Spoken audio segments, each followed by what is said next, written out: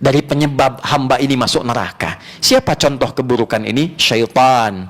Sering diikuti. Baik yang tidak tampak bidal jinnati, nanti diaktifkan nafsunya. Alih-alih Jumatan, sudahlah, Jumatan nanti bisa pekan depan lagi. Sekarang dibawa untuk meraih kenikmatan dunia yang sementara. Ada yang melakukan A, melakukan B, maksiat dia, meninggal dalam keadaan maksiat. Saat dihisab, itu yang membisikkan berlepas diri. Bahkan nanti santai aja jawabnya, aku kan nggak maksa, aku cuma ngajak, salah kamu ikut. Dalam situasi itu, ini hamba mau jawab apa? Nanti ada marah itu. Ada yang karena pimpinan, karena pembesar, dipaksa bermaksiat, dia ikut. Di Al-Ahzab ayat 67 itu jelas itu. Ya, ya Rabbana inna ata'na sadatana wa kubara'ana fa'adalluna sabila. Ya Allah, kami ini akan tersiksa begini karena menaati pimpinan yang salah. Bos kami yang keliru mengajak pada yang tidak benar. Pimpinan yang mengarahkan pada hawa nafsu ini, maka jalan kami keliru. Maka semua berlepas diri. Kenapa kamu ikut? Setan itu yang paling nyebelin luar biasa. Dia berkata, aku kan cuma menggoda, aku nggak maksa, aku cuma ngajak, itu pun lembut, halus, was-was. Kenapa kamu ikut? Dalam saat itulah kemudian dia mengatakan, dia menyesal. Wa qala alladhina ittaba'u law anna lana karratan fanatabarra'a minhum kama tabarra'u minna. Ya Allah, kalaulah diberi kesempatan untuk mengulang kembali, memutar kehidupan kembali, saya akan berlepas diri dari para penggoda ini, supaya saya tidak ikut jalan mereka. Bismillahirrahmanirrahim. Alhamdulillahi Rabbil Alamin. Allahumma nahmaduka hamdan kama 'allamtana an nahmadak.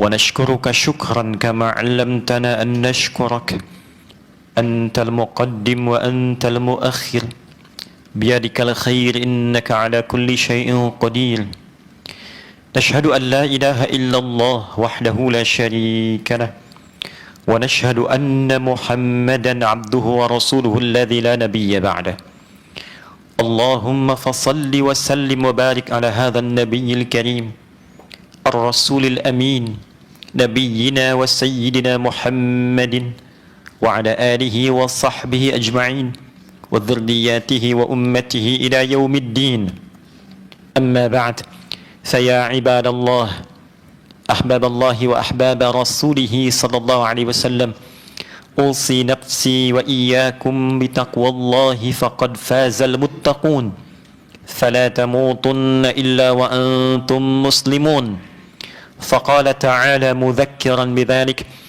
يا أيها الذين آمنوا اتقوا الله حق تقاته ولا تموتن إلا وأنتم مسلمون. Hadirin jamaah Jumat rahimani wa rahimakumullah. Mengawali khutbah Jumat ini, khatib ingin menguatkan pada diri pribadi dan mengajak kita semua untuk meningkatkan takwa kita kepada Allah Subhanahu wa taala, sekaligus syukur kita kepada Allah Subhanahu wa taala. Sering khatib ungkapkan bahwa di antara sekian hamba Allah yang berkehidupan, kita masih diberikan kenikmatan untuk beriman. Satu nikmat yang mahal yang tidak dapat dibeli dengan materi dunia. Alhamdulillah, dari sekian hamba Allah yang mengaku beriman sampai detik ini, kita masih diberikan kemampuan oleh Allah untuk membuktikan keberimanan itu dengan menunaikan salat Jumat berjamaah. Semoga Jumat ini seperti sering kita harapkan diberkahi dan dijadikan di antara Jumat terbaik oleh Allah Subhanahu wa taala. Hadirin, di antara pentingnya iman adalah menanamkan keyakinan paripurna pada diri kita bahwa ada kehidupan lain setelah kita meninggalkan dunia yang fana ini. Disebut fana karena pertama, sifatnya tidak ada yang utuh sempurna. Bila dibiarkan, dia rusak. Karena itu secara bahasa fana diterjemahkan dengan rusak. Anda simpan materi apapun, gelas, dibiarkan, tidak dipakai, dia rusak. Pakaian Anda simpan, tidak digunakan, dia rusak. Alat elektronik Anda simpan, jangan pernah gunakan, dia rusak. Demikian tubuh kita pun, bila tidak digunakan, akal tak digunakan, rusak. Hati tidak digunakan, rusak. Pikiran hanya didiamkan, rusak. Itulah fana. Iman mengolah segala yang fana ini menjadi nafa', membawa nilai manfaat dalam kehidupan. Alih-alih dia rusak, iman mengantarkan segala yang potensial rusak itu menjadi bermanfaat. Mata dibimbing oleh iman, maka mata memiliki fungsi yang bermanfaat. Alih-alih menatap sesuatu yang merusak mata, mengalihkan itu menjadi sesuatu yang bermanfaat. Itu yang dimaksud di antara ayat Al-Quran surah ke-24, surah Cahaya itu, di ayat ke-30 untuk kita para pria. Qul lil mu'minina yaghuddu min absarihim. Katakan Muhammad sallallahu alaihi wasallam, sampaikan, bimbing pada pria-pria yang merasa memiliki iman, maka gunakanlah iman itu untuk membimbing pandangannya. Ketika menurut imannya yang dipandang itu tidak baik, maka segera palingkan. Memalingkan dari pandangan objek yang tidak baik berdasarkan petunjuk iman itu disebut dengan ghaddul basar. Maka tidak ada yang relatif. Tidak bisa kita mengatakan ini terhormat menurut budaya A, menurut budaya B, karena standarnya standar iman. Ketika iman mengatakan tak baik, akan dipalingkan. Demikian dari mata turun ke lisan. Maka iman memandu lisan, alih-alih lisan bertutur sesuatu yang mengundang kerusakan, maka dialihkan pada sesuatu yang melahirkan kemanfaatan.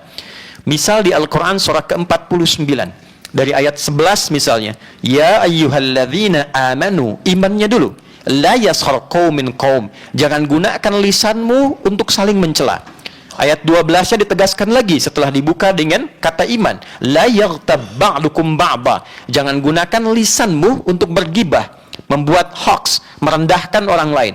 Merendahkan itu kerusakan, mencela itu potensi mengandung rusak.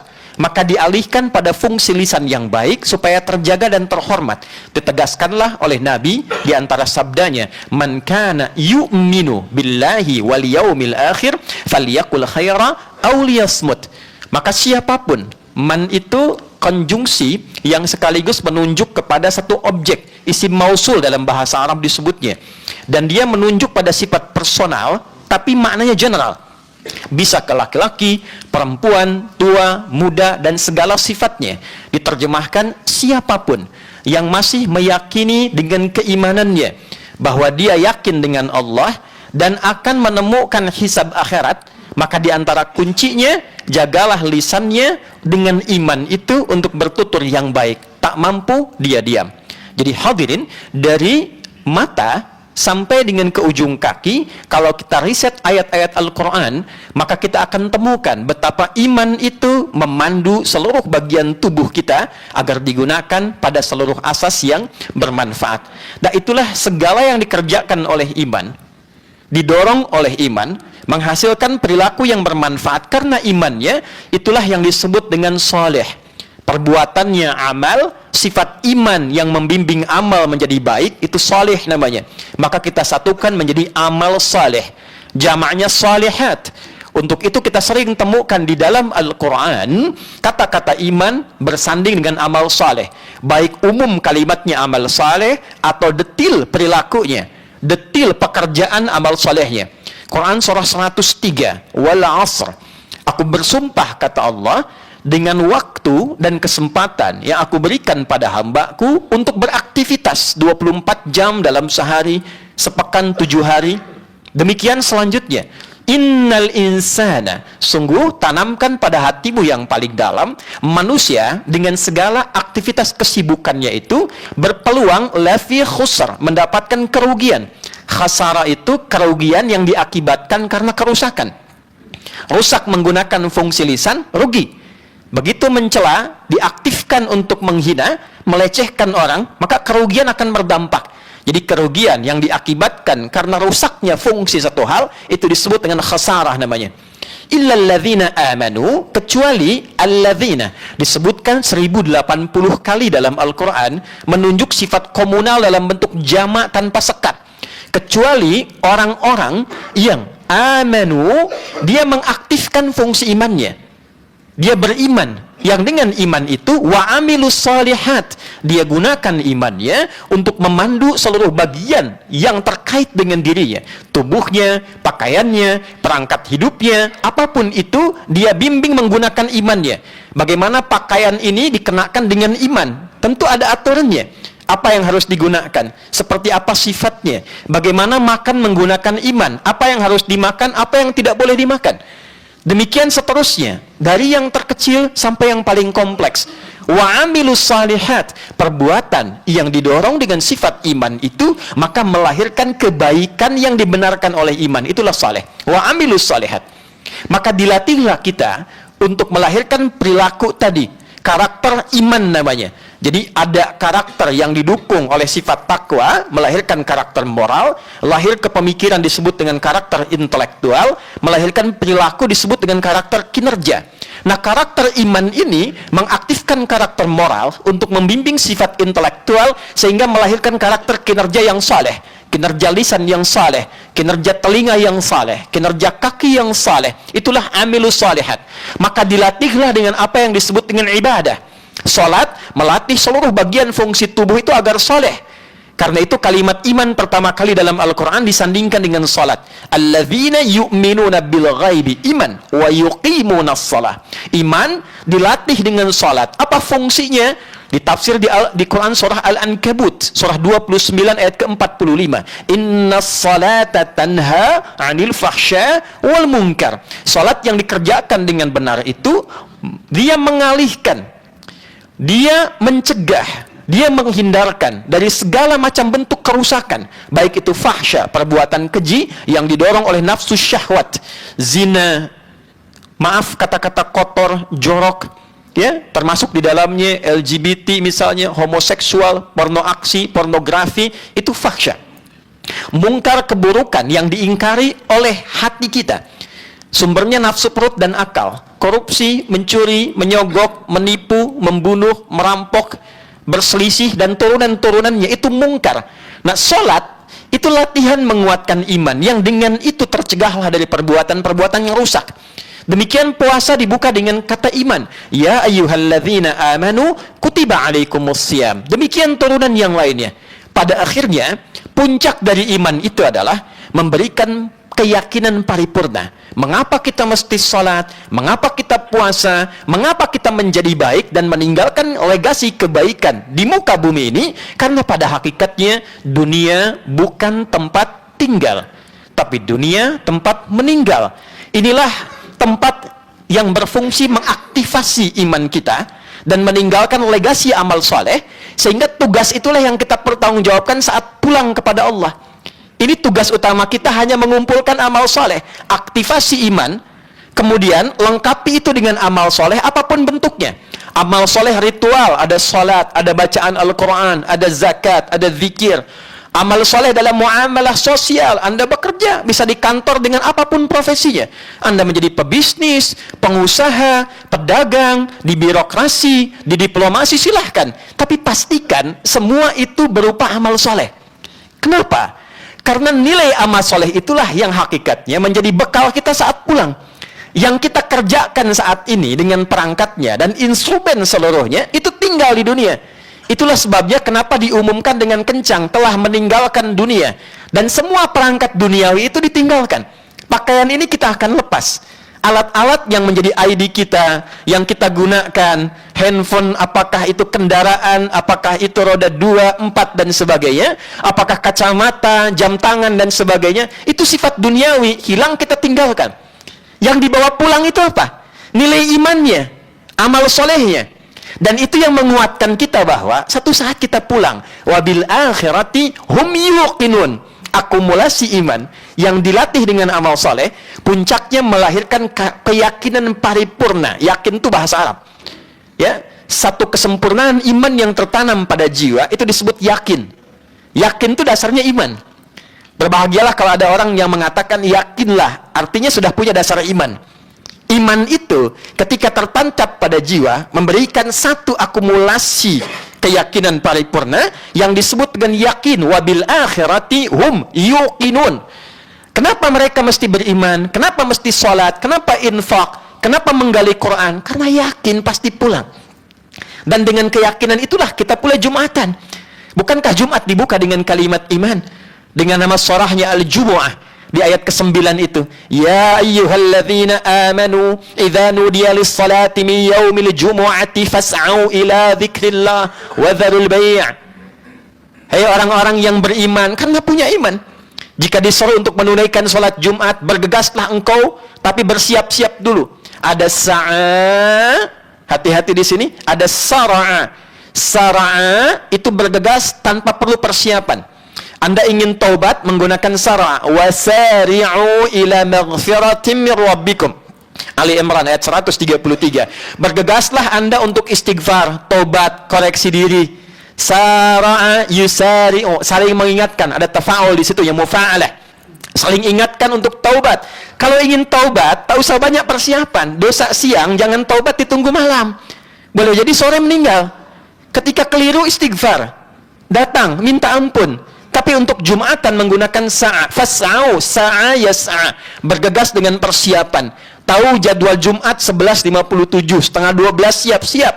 Wudu yang baik, kenakan parfum yang bagus, berangkat sa'a. Anda tinggalkan kemudian aktivitas bisnis dulu. Anda tinggalkan aktivitas dagang duniawi. Pertanyaannya, bagaimana mungkin Anda bisa meninggalkan semua transaksi duniawi itu kalau bukan karena dorongan iman? Apa yang mendorong Anda untuk datang Jumatan? Orang-orang yang tidak memiliki atau lemah dalam faktor imannya, mungkin akan dikalahkan oleh kepentingan dunianya.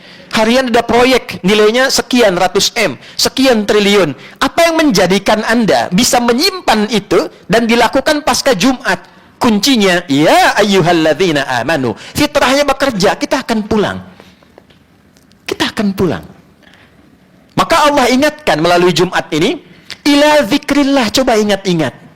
Ila zikrillah, zikrullah selama sepekan ini. Bekal akhiratnya jangan-jangan dikalahkan selama sepekan oleh bekal dunianya. Berapa kali bangun sebelum gelap hanya untuk mencari dunia, dibandingkan dengan bangun persiapan sebelum subuh untuk akhiratnya. Berapa kali sehari kita baca berita untuk meluluskan informasi kita, menambah wawasan kita, dibandingkan dengan baca Al-Quran sebagai pedoman kehidupan kita. Berapa kali dari bacaan Al-Quran itu yang kita amalkan? Membaca ayat mata untuk membimbing mata, membaca ayat tentang suami untuk menjadi suami yang baik, membaca ayat tentang ayah untuk menjadikannya sebagai pedoman dibawa ke rumah tangga menuju ayah yang baik, demikian seterusnya. Sementara kita katakan saya ingin ke surga, bahkan ingin firdaus, bahkan ingin bertemu Rasulullah SAW. Tanyakan balik, berapa bekal iman yang telah dikumpulkan untuk menguatkan keyakinan sehingga melahirkan satu nilai amal soleh yang paripurna. Karena kunci surga itu dua, iman, amal soleh. Kalimat surga pertama dalam Al-Quran dibuka di Al-Baqarah ayat ke-25 dan diberikan kabar gembira. Allah langsung perintahkan pada Nabi untuk memberikan kabar gembira, dan kabar ini menggunakan kata basyara yubashiru. Fi'il amarnya basyir. Di Al-Quran itu ada istabsyara, yastabsyiru, ada basyara, yubassyira. Kalau menggunakan basyara, yubassyira, artinya kabar gembira yang disampaikan pada manusia yang masih hidup. Istabsyara, yastabsyiru, kadang digunakan untuk menyampaikan satu pesan penting kegembiraan dari yang telah meninggal, ingin disampaikan pada yang hidup, cuma nggak sampai. Harapan. Wa yastabshiruna billadzina lam yalhaqu bihim min khalfihim alla khaufun 'alaihim wa lahum yahzanun. Misal Ali Imran ayat 169 sampai 170 itu.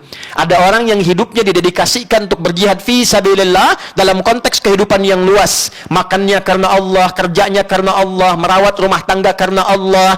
Wafat dia, diberikan kenikmatan di alam kubur, ingin menyampaikan pada keluarganya, jangan meratap, jangan nangis, jangan terlalu bersedih. Aku senang di sini. Wala tahsabanna alladhina qutilu fi sabilillahi amwata bal ahya'un 'inda rabbihim yurzaqun farihina bima atahumullahu min fadlihi wa yastabshiruna billadzina lam yalhaqu bihim alla khaufun 'alaihim wa lahum yahzanun. Saking senangnya mereka, bahagianya mereka, ingin katakan, jangan nangis, jangan sedih, kami senang di sini. Kalau bisa engkau kumpulkan banyak amal soleh dengan iman, cepat nyusul ke sini. Di sini lebih enak. Tidak ada lelah lagi, nggak ada capek lagi. Itu istabsyar. Beda dengan basyara, orangnya masih hidup, diberi kesempatan untuk disadarkan. Kamu akan meninggal, kamu akan wafat, ditunjukkan. Sekarang eranya lebih terlihat. Dulu cuma dengar ceritanya, sekarang bahkan sampai caranya wafat itu muncul di YouTube, kelihatan. Di IG ada story-nya. Orang sujud tiba-tiba tidak bangun lagi. Orang baca Al-Quran langsung tergeletak. Ada orang mengajar langsung meninggal. Demikian yang maksiat, joget-joget meninggal. Ada yang mabuk meninggal, ada yang debat meninggal, berkelahi meninggal, saling bunuh meninggal. Kalau sudah ditampakkan dalam pandangan, terdengar di telinga, tersimak dengan seluruh bagian tubuh kita, belum yakin juga bahwa kita pun akan wafat. Dengan cara apa lagi diyakinkan? Wa basyiril ladzina amanu, iman. Muhammad SAW, berikan kabar gembira pada umatmu, sampaikan yang masih hidup. Nabinya meninggal, ayatnya abadi pada kita saatnya yang masih hidup. Kalau masih merasa punya iman, wa amilus shalihat, cepat manfaatkan kehidupanmu untuk mengoleksi amal soleh. Koleksi sebelum meninggal. Annalahum jannatin tajri min tahtihal anhar. Dan yakinkan pada dirimu, dengan amal soleh didorong oleh iman itu yang bisa mendapatkan surgamu. Jadi kita ini telah melewati banyak episode kehidupan untuk melihat si fulan meninggal, berita luar biasa, dan ditampakkan bagaimana yang soleh dan yang salah. Nah, ditampakkan itu untuk mengingatkan kita, berikutnya kita yang pulang. Maka kata Al-Quran, berikan kabar gembira pada yang masih merasa punya iman, manfaatkan waktu sebaik-baiknya untuk menunaikan amal soleh. Hapus yang salah, banyakkan yang soleh. Jadi apapun itu. Karena pada akhirnya, orang-orang yang setelah diberikan pengingat tetap abai dengan itu, dan dia memilih jalannya pada yang salah, di akhirat ketika tidak sampai bekalnya ke surga dan mesti masuk dia ke dalam neraka, yang muncul hanya penyesalan, dan faktornya banyak. Al-Baqarah misalnya 166. Idh tabarra'a alladhina tubi'u min alladhina ittaba'u wa ra'aw al-'adzaba wa taqatta'at bihimul asbab. وقال الذين اتبعوا لو أن لنا كرة فنتبرأ منهم كما تبرأوا منا. Ketika contoh keburukan yang sering diikuti itu berlepas diri dari penyebab hamba ini masuk neraka. Siapa contoh keburukan ini? Syaitan. Sering diikuti. Baik yang tidak tampak binal jinnati, nanti diaktifkan nafsunya. Alih-alih Jumatan, sudahlah, Jumatan nanti bisa pekan depan lagi. Sekarang dibawa untuk meraih kenikmatan dunia yang sementara. Ada yang melakukan A, melakukan B, maksiat dia, meninggal dalam keadaan maksiat. Saat dihisab, itu yang membisikkan berlepas diri. Bahkan nanti santai aja jawabnya, aku kan nggak maksa, aku cuma ngajak, salah kamu ikut. Dalam situasi itu, ini hamba mau jawab apa? Nanti ada marah itu. Ada yang karena pimpinan, karena pembesar, dipaksa bermaksiat, dia ikut. Di Al-Ahzab ayat 67 itu jelas itu. Ya, ya Rabbana inna ata'na sadatana wa kubara'ana fa'adalluna sabila. Ya Allah, kami ini akan tersiksa begini karena menaati pimpinan yang salah. Bos kami yang keliru mengajak pada yang tidak benar. Pimpinan yang mengarahkan pada hawa nafsu ini, maka jalan kami keliru. Maka semua berlepas diri. Kenapa kamu ikut? Setan itu yang paling nyebelin luar biasa. Dia berkata, aku kan cuma menggoda, aku nggak maksa, aku cuma ngajak, itu pun lembut, halus, was-was. Kenapa kamu ikut? Dalam saat itulah kemudian dia mengatakan, dia menyesal.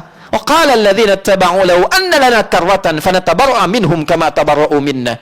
Ya Allah, kalaulah diberi kesempatan untuk mengulang kembali, memutar kehidupan kembali, saya akan berlepas diri dari para penggoda ini, supaya saya tidak ikut jalan mereka. Nanti ada yang masuk kemudian ke dalam sakar. Masalah kakum fis sakar. Kenapa kamu bisa ke sini, kata malaikat? Bukankah peran kamu di dunia untuk mengumpulkan amal soleh? Kenapa terjebak di neraka? Qalu lam nakum minal musallin. Dulu kami nggak sholat. Sholat dibuka dengan iman, imannya lemah. Jadi saudara, selama ini kita sibuk dengan dunia, tidak apa-apa, sepanjang melahirkan hasanah. Rabbana atina fid dunya hasanah. Apa yang dimaksud hasanah? Itu sifat perilaku duniawi yang mengantarkan pada kebaikan akhirat kita. Anda kerja, niatkan dengan bismillah, kerja yang benar. Kalau bisa bekerja dengan benar, kenapa menempuh jalan yang salah? Toh tidak akan menambah rizki. Rizki kita itu sudah teratur. Begitu selesai dengan jumlahnya, meninggal kita. Jadi mencari dengan jalan yang benar itu meningkatkan berkah. Dengan jalan yang salah, tidak akan menambah rizki. Rizki segitu juga. Nanti yang capek nafsunya. Ingin tambah lagi, makannya tetap segitu.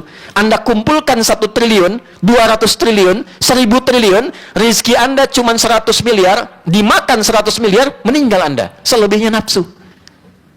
Maka tidak salah, silahkan kumpulkan yang banyak. Untuk apa? Beramal soleh dengan harta.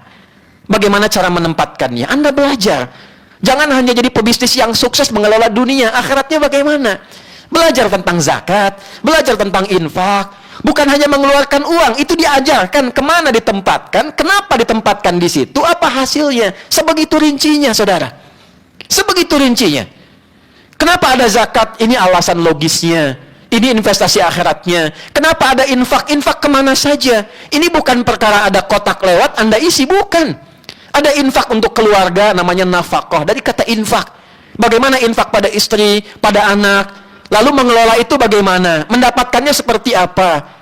Jadi kalau kita paham caranya, nggak ada khawatir. Nggak ada ketakutan. Setelah itu nanti ada yang 5, ada yang ibu, ada yang saudara, ada turunannya, baru yang luas. Jadi dibagi 3 oleh Quran. Ya, dijelaskan dulu yang bagian kita, yang paling dekat dengan kita. Yang privilege yang paling dekatnya, VVIP-nya, istri, anak-anak. Cukup dari sini, nanti lebarkan sedikit ke saudara, keluarga, orang tua. Nanti lebarkan ke yang jauh. Anda punya tabungan untuk diri Anda, dibuka untuk beramal, dibuka yang jauh. Kalau paham fikih ini, apapun yang Anda kerjakan dalam dunia bisnis, Allah berikan rizki bahkan tak terbatas untuk Anda kelola. Kadang dibatasi, bukan nggak pengen ditambah lebih, karena belum bisa mengelola. Khawatirnya dipakai maksiat lagi, kumpulkan dosa lagi. Nah, ini mesti paham fikihnya. Yang ilmu demikian, yang dengan kedudukan mesti mengerti. Walaupun dilantik, ada jabatan, ada pinnya, itu dipertanggungjawabkan. Dan resikonya tidak mudah. Paling singkatnya meninggal. Saya ingatkan sekali lagi, meninggal. Mudah-mudahan apa yang disampaikan ini memberikan penguat kepada diri kita. Setidaknya di Jumat ini, kita punya 1 lembaran baru yang akan kita tuliskan menjelang bergantinya tahun yang baru, di hari yang baru, di bulan yang baru.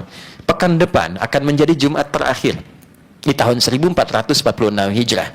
Dan ada 1 tahun terbentang kepada kita kemudian hari. Dan belum tahu apakah Jumat ini adalah pembuka lembaran kehidupan yang baru atau penutup kehidupan kita yang telah kita jalani sampai detik ini. Semoga Allah memberikan hidayah kepada kita, memaafkan, mengampuni dosa-dosa kita, dan membimbing kita menjadi pribadi yang lebih baik dibandingkan dengan hari-hari sebelumnya. Barakallahu li walakum fil Qur'anil azim, wa nafa'ani wa iyyakum bima fihi minal ayati wa dzikril hakim, wa taqabbala minni wa minkum tilawatahu, innahu huwas sami'ul alim. Ud'ullaha yastajib lana wa lakum jami'an.